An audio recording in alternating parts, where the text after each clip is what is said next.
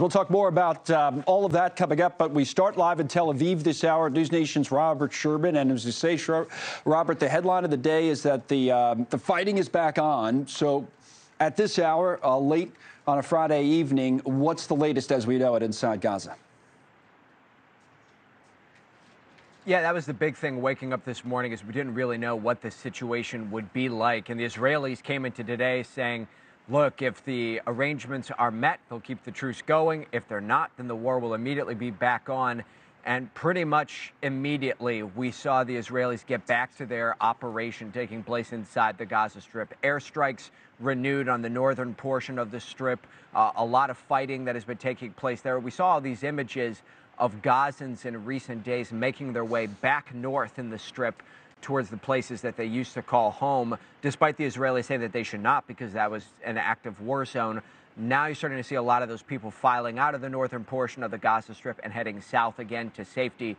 And to your point, Connell, we have seen the Israelis trying to take heed of what U.S. diplomats such as Secretary Blinken have said to try and do more in order to protect civilian life there. We saw them dropping leaflets over the Gaza Strip and tried to warn people about where some of those strikes would be coming and where to get out. So those are all things that we're noticing here today.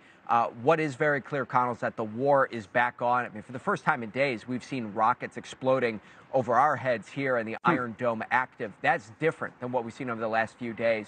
A constant reminder that things are getting back to the intensity that they were before that pause took effect, Connell. Yeah, we're showing videos come out of the southern part of Gaza in a place called Khan Yunis, where there's been, from what we understand, heavy fighting today. I think that idea of, as you mentioned, Israel trying to warn people with these so-called safe zones. You get a QR code, I believe, on your phone. You got to look it up and try to get to one of these zones, which is obviously easier said than done. The other thing today, Robert, I wanted to ask you about are these reports that came out, and it was a New York Times report came out late last night, said, you know what?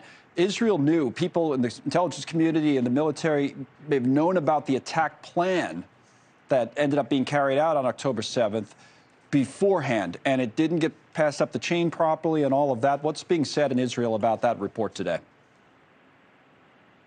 Yeah, the Israelis trying to, at this point, not comment on any of these matters, saying that there will be a time and a place for accountability and for all these questions to be answered, which is similar to what we've heard from the Prime Minister over the last few weeks. Compare that to what people on the ground here in Israel have been saying. There has been a lot of criticism towards the Israeli government from the everyday Israelis over the last few weeks. And on the one hand, there is an appetite for what the Prime Minister has been saying, that deal with the current situation in Gaza now, have the reckoning of accountability later. That's one aspect. But on the other hand, I mean, there is this widespread belief on the ground here in Israel that mistakes were made.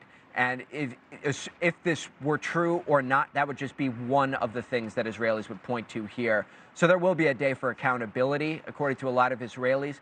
That day is not today, though. Today, the focus is on being united and dealing with the situation at hand.